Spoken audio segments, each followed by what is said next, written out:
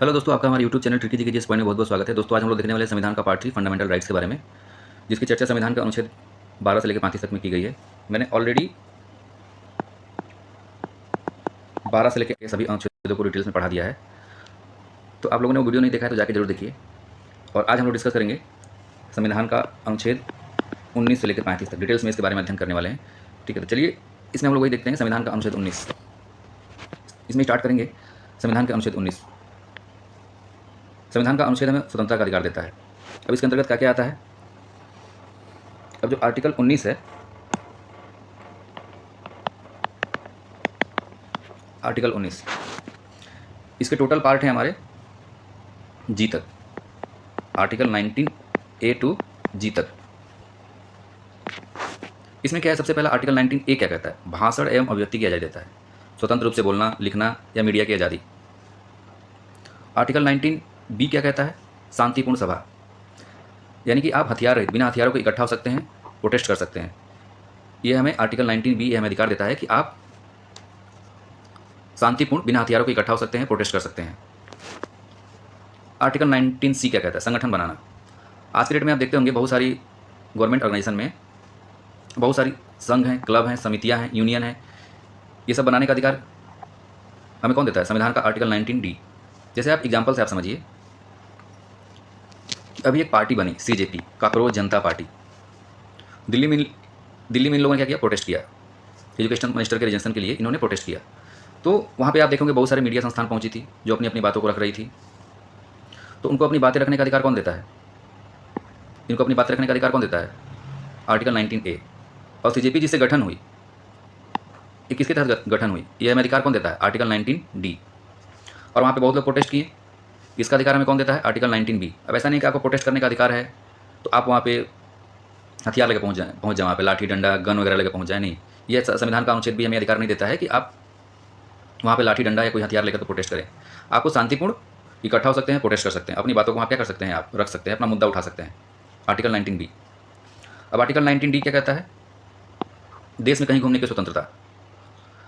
यह हमें देश के कहीं भी किसी भी हिस्से में घूमने की स्वतंत्रता देता है, आर्टिकल 19D। यानी आपको देश के किसी भी हिस्से में घूमने से रोका नहीं जा सकता है। अगर मान लीजिए आर्टिकल 19D नहीं रहता, भारत भ्रमण करने की स्वतंत्रता अगर नहीं रहती, तो लोग प्रोटेस्ट ही नहीं कर पाते, क्योंकि आप एक राज्य से दूसरे राज्य तक जा ही नहीं पाते हैं, एक जगह से दूसरी जगह आप जा ही नहीं पाते। ठीक है, तो आप प्रोटेस्ट नहीं कर सकते। ठीक है, तो हमें भारत घूमने का, भ्रमण करने का, एक जगह से दूसरे जगह, एक राज्य से दूसरे जगह, मतलब एक राज्य से दूसरे राज्य, एक जगह से दूसरे जगह जाने की आज़ादी कौन देता है हमें? Article 19D।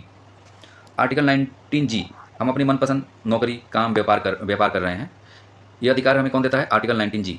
हम अपनी मनपसंद नौकरी कर सकते हैं, व्यापार कर सकते हैं। आज जो लोग अपने हिसाब से ठेला लगा रहे हैं, दुकानदारी का, रेस्टोरेंट चला रहे हैं, वो सब अधिकार कौन देता है हमें? Article 19G। अब अगला हम लोग देखते हैं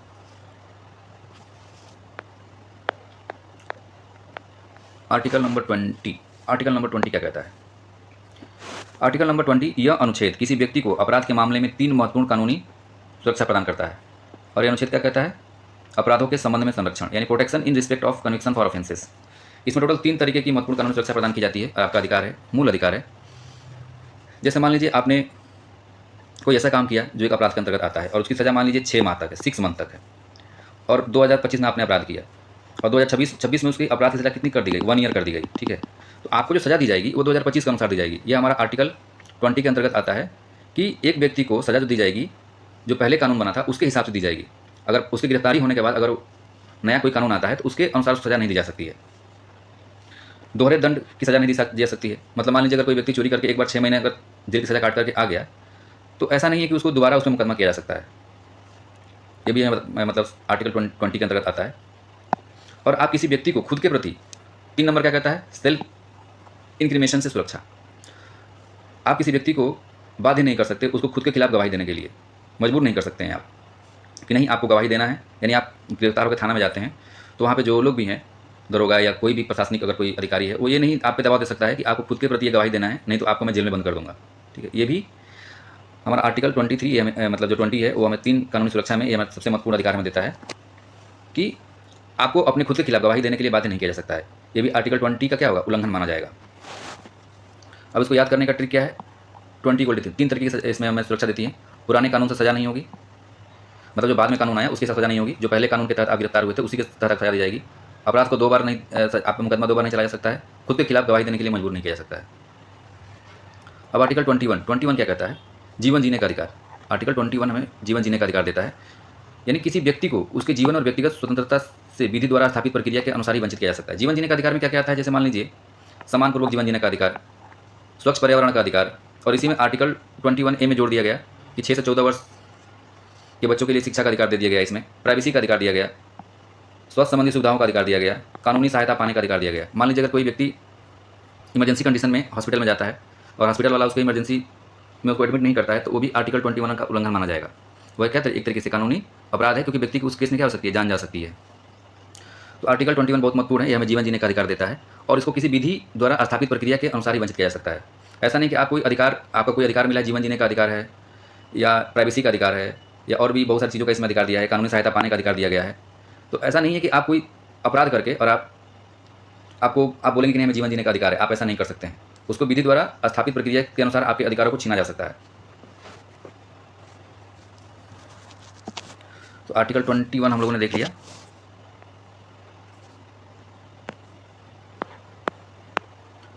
अब आर्टिकल 22 क्या कहता है? संविधान, भारतीय संविधान का अनुच्छेद 22 क्या कहता है? यह हमें कुछ दशाओं में गिरफ्तारी से हमें संरक्षण देता है। कुछ दशाओं में गिरफ्तारी से हमें संरक्षण देता है आर्टिकल 22।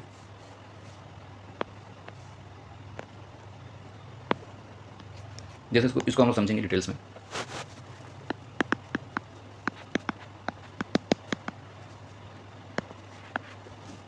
यह हमें कुछ दशाओं में गिरफ्तारी के विरुद्ध संरक्षण प्रोवाइड करता है। जैसे इसमें देखिए, इसमें टोटल 2 तरीके की डिटेंशन होती है।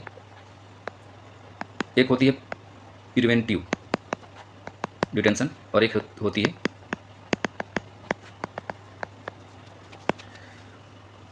Punitive detention. ठीक है, अभी हमने जो ऊपर इमेज अटैच किया है ना, ये हम यहाँ दर्शा रहे हैं प्यूनिटिव डिटेंशन को। इसमें क्या होता है? मान लीजिए किसी व्यक्ति को गिरफ्तार किया जाता है, हमने गिरफ्तार किए हुए व्यक्ति को दिखाया यहाँ पे इमेज में, गिरफ्तार किया जाता है तो उसको 3 तरीके का अधिकार दिया गया है। यानी पुलिस जब गिरफ्तार करेगी व्यक्ति को, तो गिरफ्तार करने का कारण बताना होगा पुलिस को, और व्यक्ति को यह भी अधिकार होगा कि वकील लेने का भी अधिकार है, यानी व्यक्ति को अपनी मनपसंद वकील करने का भी अधिकार देता है आर्टिकल 22। अब आर्टिकल नंबर 22 जो तीसरा अधिकार कहता है 24 घंटे के अंतर्गत मजिस्ट्रेट के सामने पेशी। लेकिन इसमें क्या कंडीशन ये है कि 24 घंटा मतलब आप जब से गिरफ्तार किए गए हैं 24 घंटे के भीतर आपको मजिस्ट्रेट के सामने पेशी करना होगा। मैंने आप जिस जिला में गिरफ्तार हुए हैं, किसी क्षेत्र में गिरफ्तार हुए हैं, तो उस जिला के अंतर्गत जो मजिस्ट्रेट होगा तो उस व्यक्ति को 24 घंटे के अंतर्गत मजिस्ट्रेट के सामने पेशी करना होगा। लेकिन ऐसा नहीं है कि आपको, अगर मान लीजिए यूपी पुलिस महाराष्ट्र से अगर आपको गिरफ्तार करके लाती है तो 24 घंटा से ऊपर लग सकता है, वहाँ पे 48 घंटा 2-3 दिन लग जाता है। तो उसमें यात्रा का समय काउंट नहीं किया जाएगा। जब से आप जिस क्षेत्र में आप गिरफ्तार हुए हैं या जिस जिले में गिरफ्तार हुए हैं, तो उस जिले के अंतर्गत जब आप पहुँचेंगे वहाँ से आपका टाइम स्टार्ट होगा और उसके 24 घंटे के अंतर्गत आपको मजिस्ट्रेट के सामने पेशी होने का भी अधिकार देता है हमें आर्टिकल 22। ये हो गया हमारा प्यूनिटिव डिटेंशन।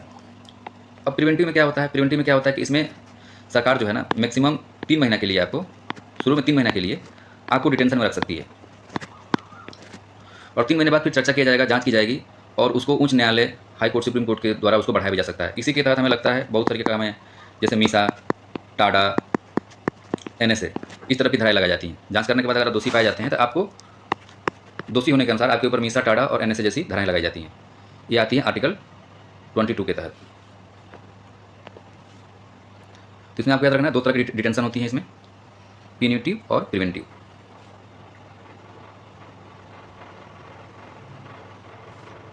अब अगला देखते हैं हम लोग हैं भारतीय संविधान का अनुच्छेद 23 और 24।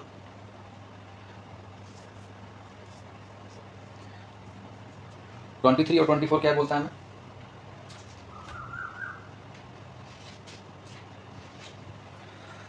शोषण के विरुद्ध अधिकार। मैं आर्टिकल जो 23 और 24 है, ये हमें शोषण के विरुद्ध अधिकार देता है।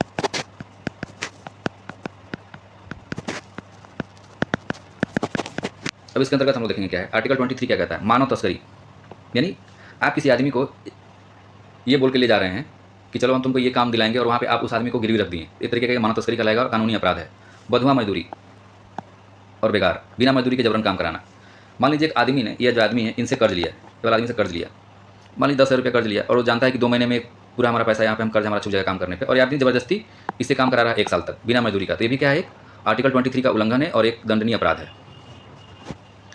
अब आर्टिकल 24 क्या कहता है? 24 बोलता है 14 वर्ष से कम आयु के बच्चों को कारखानों, खदानों, अन्य खतरनाक उद्योगों में काम पर नहीं लगाया जाएगा। लेकिन हमारा जो क्या है कि इसमें एक वर्ड जोड़ा है, अन्य खतरनाक उद्योगों में काम पर नहीं लगाया जाएगा। लेकिन लोग क्या है कि इसमें 14 वर्ष के बच्चों को जैसे पढ़ाई करके आने के बाद क्या है, दुकान पर बैठा देते हैं, अपने रेस्टोरेंट में काम पे लगा देते हैं, अपने किसी निजी काम में लगा देते हैं। एक तरीके से वो भी क्या है, शोषण है। तो इसमें क्या है कि ministry of labour and employment द्वारा जो क्या है ना, एक मुहिम चलाई गई, जिसमें क्या है कि केवल इसका मुख्य उद्देश्य क्या था कि बाल श्रम को रोकने के लिए जमीनी स्तर पर पूरी तरह से लागू करने के लिए ना, ministry of labour and employment ने बहुत सारे पोर्टल शुरू किए, जिससे क्या है बाल श्रम को रोका जा सके, जमीनी स्तर पर इसको रोका जा सके। इसके लिए इन्होंने एक पोर्टल आया, पेंसिल, पूछता है ये पेंसिल। तो इसका फुल फॉर्म क्या है? पेंसिल का फुल फॉर्म पहले पूछ लेगा आपसे कि platform for effective enforcement for no child labour. ये किसके द्वारा शुरू किया गया? Ministry of labour and employment द्वारा शुरू किया गया। इसका मेन उद्देश्य क्या था कि इसका मेन उद्देश्य था भारत को बाल श्रम मुक्त लक्ष्य को हासिल करना। यानी केंद्र सरकार, इसमें क्या है कि केंद्र सरकार का मुख्य मतलब मेन पर्पज था बाल श्रम को मुक्त करना।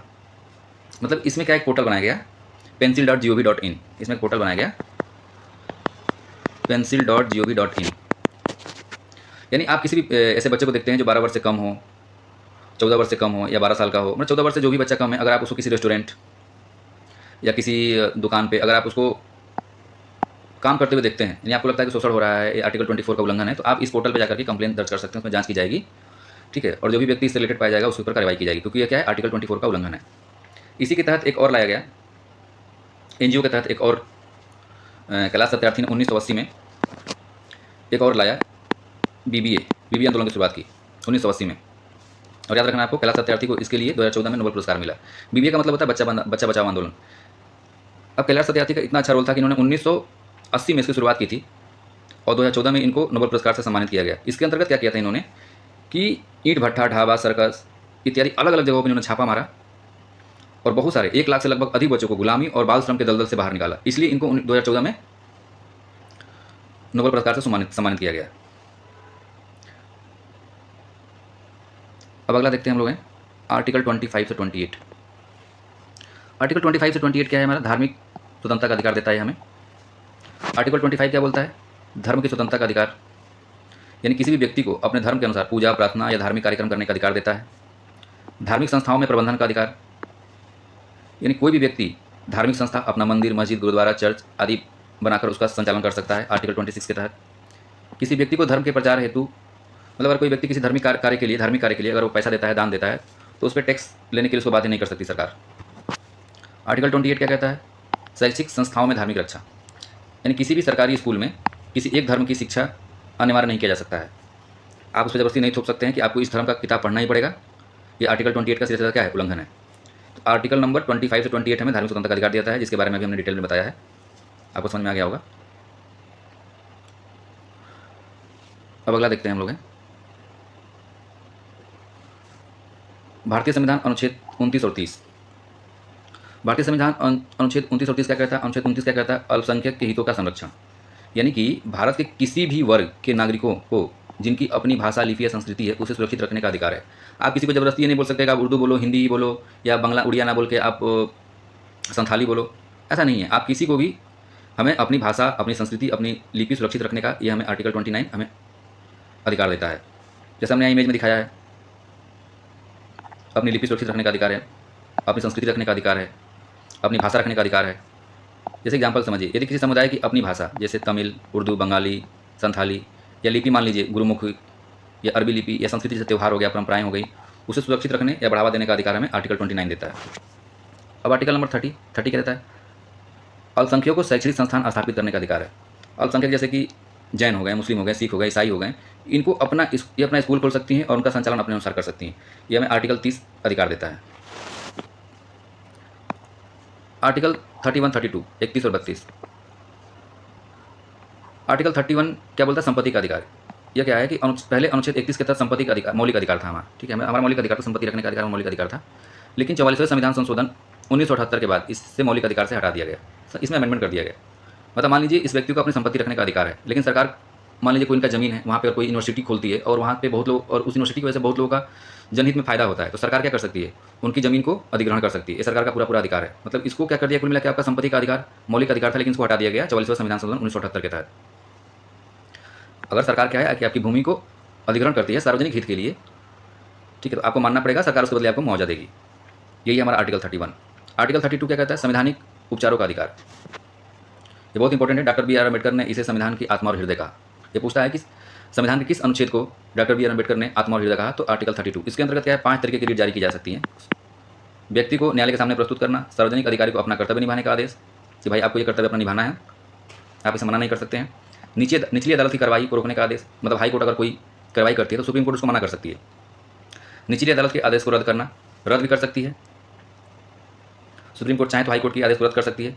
किसी पद पर अधिकार की जांच, जैसे मान लीजिए कि व्यक्ति हैं और उन्हें किसी गैरकानूनी रूप से हिरासत में रखा गया है, तो हैबियस कार्पस याचिका दायर कर सकता है। मतलब 5 तरीके की रीट है जिसमें हैबियस कार्पस है, ये क्या कर सकता है?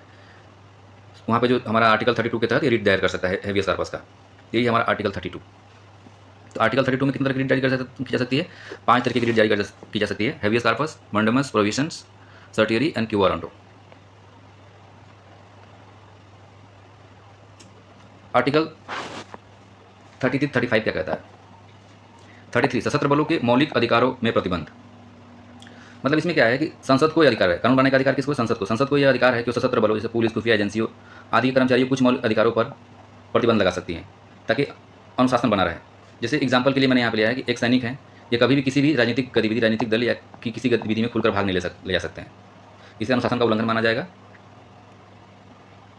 ठीक है, तो आर्टिकल 32 क्या कहता है हमें कि सशस्त्र बलों के मौलिक अधिकारों पर प्रतिबंध। अब मान लीजिए ये आर्टिकल एक तरीके से आप देखेंगे तो ये तो आर्टिकल 33 है, यहाँ पे क्या है? ये तो आर्टिकल 19A का उल्लंघन है। उसमें बोलने की आज़ादी है, हमें प्रोटेस्ट करने की आज़ादी है किसी भी दल के साथ।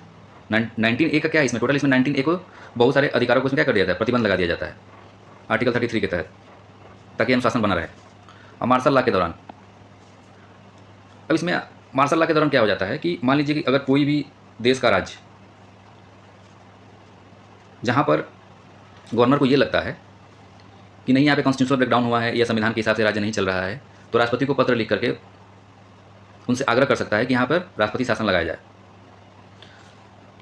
और राज्यपाल के माध्यम से जो वहाँ की राज्य की सरकार होती हैं वो पूरी तरीके से भंग हो जाती हैं और पूरा पावर सेंट्रल गवर्नमेंट के पास में चली जाती है। मार्शल लॉ में क्या होता है? मार्शल लॉ में अंतर समझिए कि राष्ट्रपति शासन और मार्शल लॉ में क्या डिफरेंस है। मार्शल लॉ क्या होता है? किसी क्षेत्र में लगता है। मान लीजिए अगर किसी क्षेत्र में ऐसा लगता है कि नहीं वहाँ पे बहुत युद्ध की स्थिति है या बहुत ज़्यादा अराजकता फैल गई है, तो वहाँ पे मार्शल, अभी तक इंडिया में कभी भी मार्शल लॉ लागू नहीं हुआ है। मार्शल लॉ का केस में क्या होता है? यहाँ भी आर्टिकल 19A से सारे आपके अधिकार पर प्रतिबंध लगाए मतलब लग जाते हैं। जैसे कि वहाँ का नेट बंद कर दिया जाता है, कर्फ्यू लग जाता है, पूरा एरिया सील कर दिया जाता है। यही हमारा मार्शल लॉ है। यह क्या होता है? किसी क्षेत्र में गंभीर हिंसा अशांति होने से सेना को विशेषकर अधिकार दिए जाते हैं कि लोगों की आवाजाही पर अस्थायी रोक लिया जाए। लेकिन हमारा आर्टिकल 19 के तहत क्या है? हमें कहीं भी भारत भ्रमण करने का हमें अधिकार है, लेकिन इसमें क्या लग जाता है? इसमें रोक लगाया जा सकता है आर्टिकल 34 के तहत, क्योंकि वहाँ पे क्या लग जाता है? मार्शल लॉ लग जाता है। अभी तक किसी भी राज्य में, भारत के किसी भी हिस्से में आज़ादी के बाद अभी एक बार मार्शल लॉ लागू नहीं हुआ। मार्शल लॉ के केस में मान लीजिए कभी लगता है तो आप सोचेंगे मान लीजिए किसी क्षेत्र में लगता है तो आपके मन में आता है क्या वहाँ की पुलिस पूरी तरीके से वो कार्य नहीं करेगी? नहीं, वहाँ की जो स्थानीय पुलिस है वो पूरी तरीके से अपना काम करेगी, लेकिन उनके जब आउट ऑफ कंट्रोल में हो जाएगा तो फिर वहाँ मार्शल लॉ लगा दिया जाएगा और पूरा पावर आर्म फोर्स को दे दिया जाएगा। और आर्म फोर्स जो डिसीजन लेगी वो सेंट्रल गवर्नमेंट के हिसाब से लेगी और वही मान्य होगा। वहाँ पे सेंट्रल गवर्नमेंट का जो पुलिस होगी, जो वहाँ पे स्थानीय जो प्रशासन होगी, उसका वो उस पर कोई ज़्यादा कंट्रोल नहीं रह पाएगा, पूरा सेंट्रल के हाथ में चला जाता है। यहाँ पे यही होता है मार्शल लॉ। आर्टिकल 35 क्या कहता है? कुछ अधिकारों के लिए कानून बनाने का विशेष अधिकार। अभी हमने आर्टिकल 33, 34 आप देख रहे होंगे यहाँ पे आर्टिकल 34, 33 में क्या हो रहा है कि बहुत सारे आर्टिकल 19A का क्या हो रहा है? यहाँ पे उल्लंघन हो रहा है, लेकिन ये संसद के पास पावर है, ये क्या कर सकती है? किसी विशेष स्थिति में कानून बना सकती है। आपको एक पॉइंट याद रखना है कि आर्टिकल 16(3), 32, 33, 34 से जुड़े कानून केवल संसद ही बना सकती है, राज्यसभाएं नहीं बना सकती हैं। ठीक है, तो ये हमने यहाँ पे आर्टिकल 19 से लेकर 35 तक मैंने कवर करा दिए। आई होप आपको